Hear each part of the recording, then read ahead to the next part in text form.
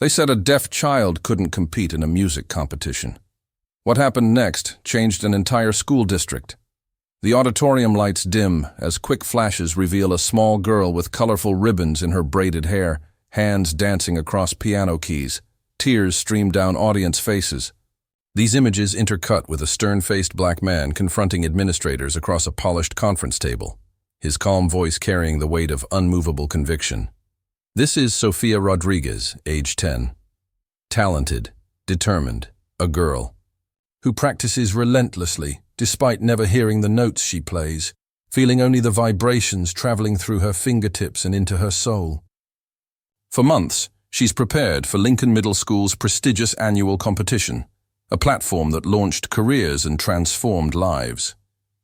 This is the story of how prejudice disguised as standard procedure nearly stole a gifted child's dream, and how an unlikely champion risked everything to expose an entire system. A story about what happens when someone finally sees the invisible barriers others accept without question. The camera lingers on Marcus Wilson, watching discreetly from the back of an empty auditorium as Sophia practices alone after hours. His expression shifts subtly from curiosity to determination, the moment a dormant sense of justice reawakens. Lincoln Middle School gleams with promise. Polished hallways reflect fluorescent lights. Glass cases showcase gleaming musical. Trophies and colorful posters announce the annual competition that has become the crown jewel of the district's arts program.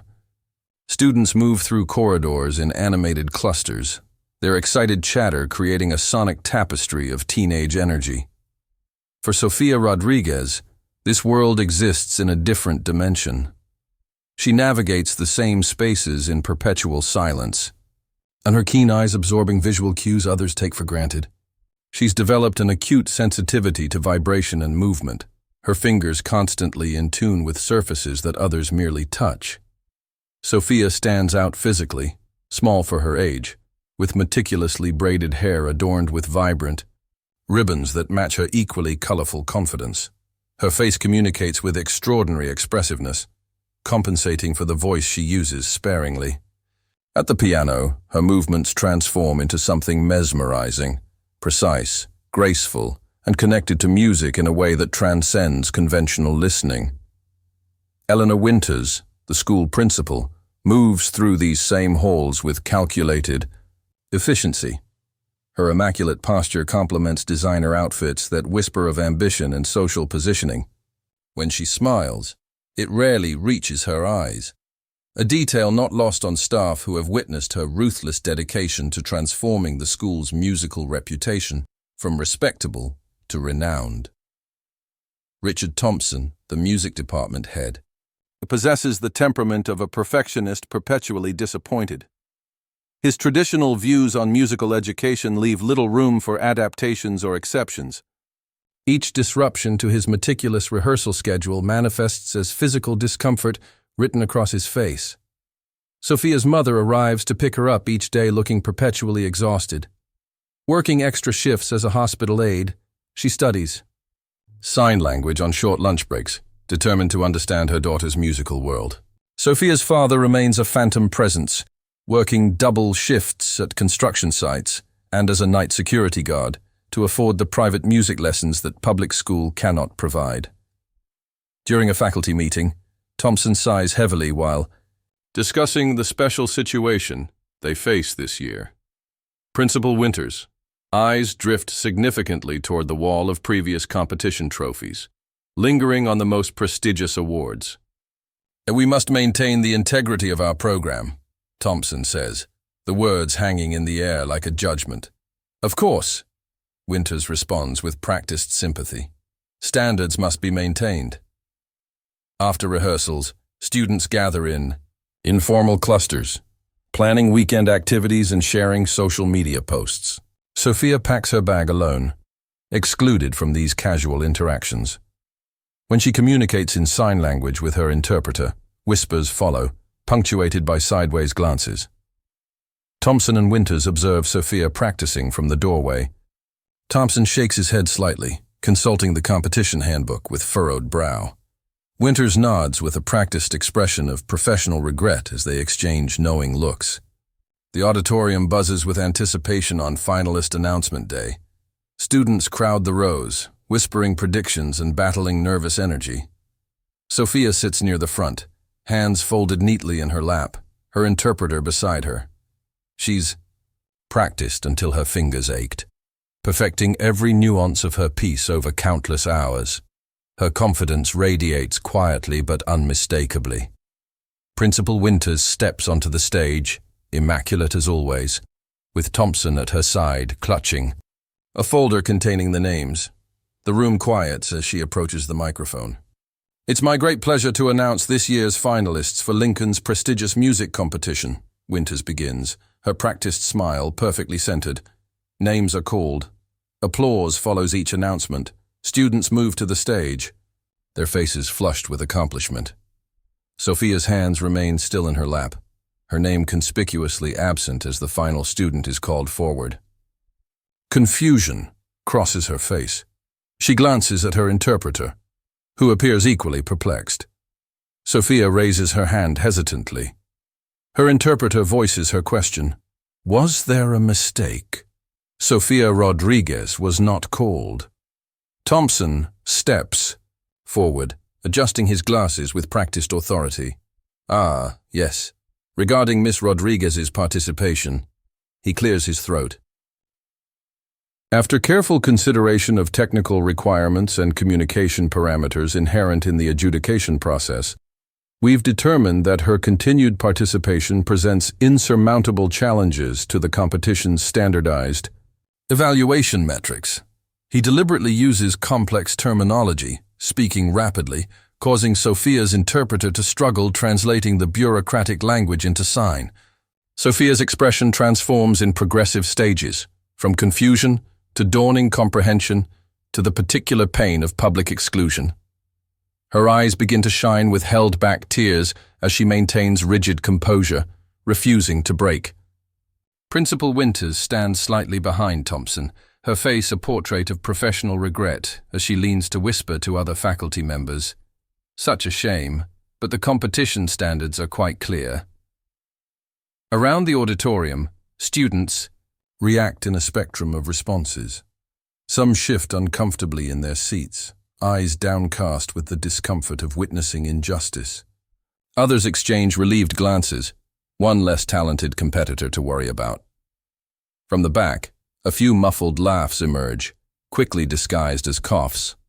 Sophia sits perfectly still, absorbing the blow with dignity beyond her years. Her interpreter places a hand briefly on her shoulder, a gesture of support constrained by professional boundaries.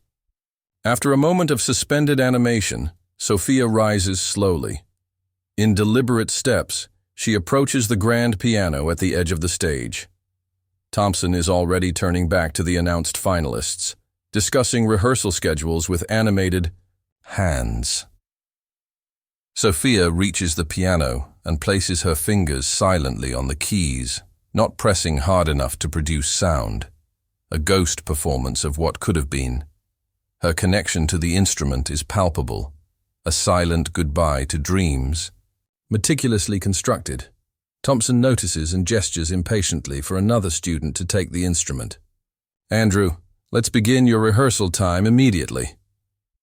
As Sophia reluctantly steps away, the camera pans to the back of the auditorium, where Marcus Wilson observes intently. His face, initially impassive, transforms subtly as his eyes narrow with recognition of a familiar pattern. He notices Thompson clutching the competition rulebook and makes a mental note, his jaw tightening almost imperceptibly. Something shifts in Marcus's expression, the quiet calculus of injustice recognized and a decision crystallizing behind careful eyes. Marcus Wilson moves through Lincoln Middle School like a shadow with purpose. Recently hired as a school counselor, he's mastered the art of professional invisibility. At 40, his quiet demeanor and observant nature allow him to become background furniture in most rooms, a quality that provides him unexpected access to unfiltered conversations. Administrators and teachers speak freely in his presence, as though the act of listening requires announcement. But Marcus misses nothing. His office contains meticulous notes in precisely organized folders. When he observes situations, his eyes move with the calculated assessment of someone accustomed to evaluating critical details. A faint scar near his right temple catches light occasionally, a reminder of another life that most at the school know nothing about. Despite his unassuming presence, there's something in how Marcus carries himself that commands subtle respect. He addresses everyone with the same level of dignified courtesy, regardless of their position in the school hierarchy. In the teacher's lounge, Marcus sits at a corner table, laptop open. On his screen, archives of previous competition, guidelines, followed by tabs containing educational inclusion legislation and accommodation requirements. When Thompson enters, Marcus closes his computer with unhurried deliberation, meeting the music teacher's eyes with a neutral but steady gaze that causes Thompson to look away first. Faculty members instinctively straighten their posture when Marcus enters rooms, responding to an authority that radiates below the surface. When deep in thought, he absently touches a retired badge carried in his pocket, a grounding ritual connecting present purpose to past identity. After the finalist announcement, Marcus requests access to previous school complaint records. The administrative assistant hesitates until his calm persistence prevails. As he reviews the files, a pattern emerges, students with various differences encountering similar technical complications in school programs over years. His expression changes subtly, connecting invisible dots across separate incidents. When he looks up and notices Sophia walking alone through an empty corridor, head high despite the morning's humiliation, something resolves in his demeanor. A decision made. In the parking lot after school, Marcus approaches Sophia and her mother as they walk to their car. His sudden presence initially causes the mother to pull Sophia closer, protective instinct flaring. Then Marcus raises his hands and begins signing, not with fluency, but with functional basics learned long ago for reasons yet unknown. His hands form deliberate shapes. "Hello, my name is Marcus. We should talk." Sophia's wariness transforms into cautious hope as her mother's protective stance softens into possibility. The administrative conference room radiates institutional sterility. Principal Winters leads a closed meeting with Thompson and 2 school board representatives discussing competition logistics. The door opens without a knock. Marcus Wilson enters last, uninvited yet purposeful, carrying a neatly organized portfolio. The conversation stalls as he pulls out a chair and sits calmly at the table. Confusion passes between the administrators like a current. Mr. Wilson, Winters, begins with practiced authority. "This is a closed meeting regarding the music competition. I don't believe counseling services were requested." Marcus places his portfolio precisely in front of him. "I'm not here as a counselor today." His voice carries a quiet gravity that commands attention. "I'm here as someone who recognizes a pattern when I see one." He opens the folder, revealing meticulously organized documents. "For 15 years, I investigated people who hid their true motives behind convenient regulations. The language changes, but the pattern remains the same." Thompson shifts uncomfortably, adjusting papers that need no adjustment. "This is highly irregular." "What's irregular?" Marcus interrupts without raising his voice, "is how students with disabilities consistently encounter technical complications in this school's programs. Sophia Rodriguez isn't the first. Just the most recent." He slides forward, documentation of previous incidents, dates, names, outcomes, each representing a student whose difference became a disqualification. And the difference between exclusion and adaptation is whether you want to find solutions. And you clearly didn't want to. Winter's professional mask hardens. "Mr. Wilson, I understand you're new here, but there are procedures." "Exactly. Procedures." Marcus nods, his calm unbroken, like those requiring reasonable accommodations for all students, regardless of disability. or the procedures for investigating institutional discrimination patterns. He pauses significantly. Those procedures interest you less? The room temperature seems to drop as administrators exchange concerned glances. Marcus methodically presents evidence of similar cases from neighboring districts, references to journalism contacts specialized in educational equity, and detailed knowledge of school board policies regarding discrimination. Thompson reaches for the competition rulebook, a defensive gesture. The competition standards clearly state. As Thompson pushes the open rulebook across the table, Marcus accidentally on purpose knocks over his water glass. Liquid spills across the sacred regulations. Look at that, Marcus observes while Thompson scrambles to dry the pages. Even the rules aren't waterproof. The moment breaks tension momentarily, but Marcus immediately returns to business, producing a document previously unmentioned. This is preliminary approval for an alternative performance showcase for Sophia Rodriguez with independent judges. He slides the paper toward Winters, including representatives from the State Commission on Educational Access and the Foundation for Arts Inclusion, both expressing particular interest in Lincoln's situation. His tone remains conversational, despite the implicit challenge. This isn't a request for permission. It's a notification that discrimination won't be tolerated, and an invitation for you to correct your mistake before others need to correct it for you. Thompson's face flushes. Are you threatening us, Mr. Wilson? I'm offering you an opportunity, Marcus responds, to demonstrate that Lincoln Middle School believes in musical excellence regardless of how a student experiences sound. He stands, gathering his materials. The showcase will happen next Friday, same time as originally scheduled for Sophia's performance. The community response has been enthusiastic. Several local media outlets have expressed interest. As Marcus reaches the door, he turns back. You're all welcome to attend. I think you'll find that music, like justice, finds a way to be heard regardless of barriers placed in its path. He exits, leaving the administrators in stunned silence as they contemplate the sudden inversion of power and the decision now forced upon them. Friday arrives with unexpected momentum. The alternative showcase draws a standing room-only crowd, students, parents, teachers, and community members filling Lincoln's auditorium beyond capacity. Principal Winters and Thompson sit stiffly in the front row, their presence a reluctant concession to mounting public interest. District education officials occupy one section, alongside representatives from disability advocacy organizations. A small local news crew sets up discreetly in the back. The atmosphere vibrates with anticipation. Backstage, Sophia adjusts, her ribbon-adorned braids with trembling fingers. Her mother smooths the girl's performance dress, eyes damp with emotion barely contained. Marcus approaches with calm reassurance, signing encouragement that brings a tentative smile to Sophia's face.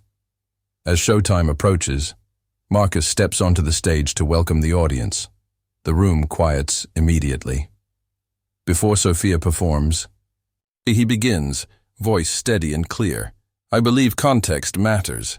He pauses, seemingly deciding how much to reveal. Some of you know me only as Lincoln's new counselor, but for 12 years before that, I served as a police officer in this community. A murmur ripples through the audience. Students whisper, some reaching for phones to verify this revelation. My specialization wasn't what most expect, Marcus continues. I investigated civil rights violations, cases where systems meant to protect everyone somehow excluded someone. He lets this settle, eyes briefly finding Thompson's uncomfortable gaze. I left the force after reporting internal discrimination, patterns that senior officials preferred to ignore. The statement hangs in the air, weighted with unspoken complexity. Some fights are worth having, even at personal cost. The audience absorbs this, respect visibly growing. But Marcus isn't finished. What most of you don't know is why this particular fight matters to me. His voice softens slightly. My daughter, Rebecca, was born deaf. 20 years ago, she sat where Sophia sits now, talented, determined, and told her difference was an insurmountable problem. Gasps ripple through the audience. Sophia's eyes widen with surprise, her hands instinctively signing a question. Her mother covers her mouth in emotional recognition. Rebecca abandoned music for years after being excluded from her school's program. Today, she's a professional pianist who teaches at the Gallaudet University School of Music. As if choreographed by fate, the auditorium door opens. A confident young woman enters, her resemblance to Marcus unmistakable. She walks with purpose to join Sophia backstage, signing fluently in greeting. Throughout the audience, reactions cascade in precise sequence. Sophia and her family transition from surprise to profound gratitude. Students whisper excitedly, some researching Marcus on phones. Supportive teachers exchange vindicated glances. Thompson maintains rigid discomfort. Winters calculates reputational damage in real time. The power dynamics in the room transform visibly as district superintendents, disability advocates, and media representatives, all personally invited by Marcus, take their places. Principal Winters, once the authority figure, now performs obligatory welcomes with strained professionalism. Rebecca Wilson joins the judges panel, her credentials in musical education and performance impeccable. She signs encouragement to Sophia, who stands straighter with newfound confidence. When Sophia finally approaches the piano, the audience falls into expectant silence. She places her hands on the keys, closes her eyes, and begins to play. Her technique incorporates vibrational awareness, feeling the music through her fingertips, through the piano's resonance against her body. Her interpretation carries emotional nuance that transcends conventional hearing. The camera captures Thompson's face gradually shifting from professional assessment to dawning recognition of his prejudice. Winters appears torn between genuine appreciation of extraordinary talent and concern for institutional consequences. As the performance builds to its emotional peak, a singular truth becomes inescapable to everyone present. What they're witnessing isn't accommodation for difference. It's the revelation of an entirely unique and valuable perspective on music itself. The final note of Sophia's performance hangs in the air, not in silence, but in that rare moment when an audience collectively holds its breath, suspended between experience and response. Then comes the eruption, a spontaneous standing ovation that begins in the back and rolls forward like a wave. Tears stream openly down faces. Parents clutch hands to hearts. Students who once whispered behind Sophia's back now cheer with unrestrained admiration. The independent judges confer briefly before delivering their unanimous decision. Sophia's performance merits exceptional recognition. The head judge approaches the microphone. Beyond technical proficiency, which was impeccable, Ms. Rodriguez has demonstrated a profound interpretation that brings new dimensions to this composition. She pauses significantly. The committee formally recommends her immediate inclusion in the original competition, with special commendation for innovative musical expression. The district superintendent steps forward to formally accept the recommendation, effectively overruling any remaining objections from school administration. Principal Winters, recognizing the shifting currents, adopts the position of gracious acceptance with practiced diplomacy. Later, in a quiet moment away from the crowds, Marcus sits with Sophia and her family in an empty classroom.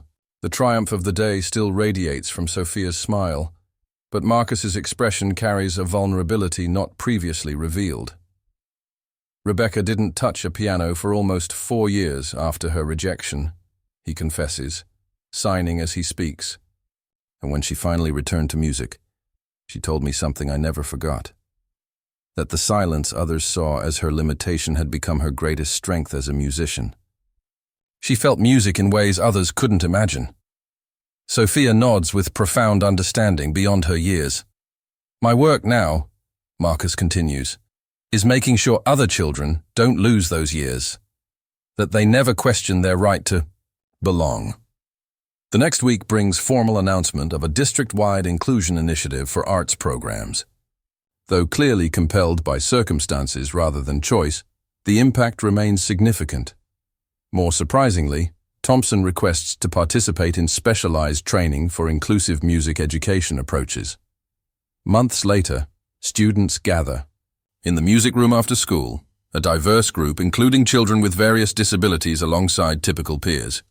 At their center stands Sophia, no longer isolated but leading a workshop on feeling music beyond hearing. The biggest barrier for anyone, Marcus tells them, moving among the students with natural ease, isn't their limitations, but the limitations others impose without even realizing they're doing it. Justice rarely happens on its own, he continues. How it needs people who recognize injustice when they see it and refuse to look away. In the doorway, Rebecca Wilson observes with quiet pride. She's become a regular volunteer at Lincoln, her professional expertise transforming the school's approach to musical education. From a respectful distance, Marcus watches Sophia at the piano, now confident and radiant. Other students cluster around her, eager to understand her unique perspective. Some say music must be heard, narrates Marcus softly. Sophia proved that music, like justice, doesn't need to be heard to be felt. It just needs someone brave enough to make it happen. Sophia and Marcus's story continues inspiring changes in schools nationwide. Their impact raises a crucial question. What other unquestionable rules in our institutions are silently limiting extraordinary potential? Who in your community needs a champion like Marcus? We're building a movement of change agents who recognize when systems exclude rather than embrace. People who understand that true inclusion isn't about making exceptions to rules. It's about creating spaces where everyone's unique perspective enriches the whole. Share in the comments an experience where you witnessed someone challenging exclusionary systems, or where you became that advocate yourself. Your story might inspire others to recognize barriers they never noticed before. Remember, justice is rarely convenient, often uncomfortable, but always worth fighting for. The next time you encounter a rule that serves some while excluding others, ask the question no one else is asking. Don't wait until tomorrow to be someone's Marcus today.